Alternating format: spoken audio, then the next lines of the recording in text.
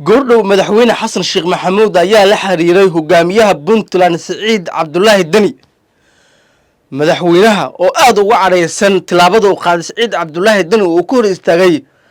markab sida hub una soo socda tikada magaalada Muqdisho ayaa laba arrimood ba kala hadlay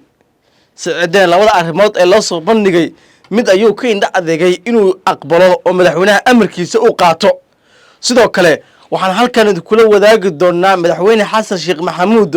oo u goodiyay hogaamiyaha Puntland Saciid Cabdullaahi Dani waa hadii sida ugu dhaqsiyaha badan oo markabkaasi u soo deen waayo sidoo kale madaxweyne xasan sheekh maxamuud ayaa la filayay saacadaha soo socota in Turkiga oo kala hadlo markabku la wareegay hogaamiyaha maamulka Puntland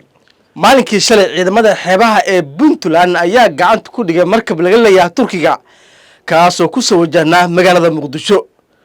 xubno saraakiil oo ka tirsan dowlad goboleedka Puntland ayaa xaqiijiyay in markabkaasi saddexdii maalmood ee ugu dambeysay oo hal ay ku sugnaa taas oo keentay shaki xooggan kadib markii ciidamada badda ee xeebaha howlgal ay sameeyeen waxay ku ogaadeen in markabkaasi laga leeyahay Turkiga isla markaana uu sido hub taas oo shakiga ku sii badisay maamulka sare ee dowlad goboleedka Puntland iminka waxaa la soo warinayaa in markabkaasi amar ka soo baxay madaxweyne Saciid Cabdullaahi Dani lagu amray in lagu soo xiro tikada weyn ee magaalada Boosaaso oo maanta uu ku xiran yahay oo maanta uu ku sugan yahay xeebaha magaalada Boosaaso ee caasimadda ay raadayaan xarunta ganacsiga ee dowlad goboleedka Puntland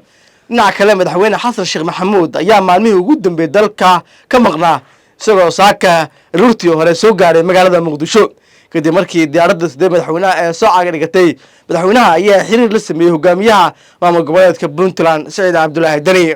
madaxweyne xasan sheekh maxamuud oo aad u careysan sida loo xaqiijiyay ayaa madaxweyne Saciid Cabdullaahi Dani u sheegay in markabka uu sii daayo si shuruud la'aan ah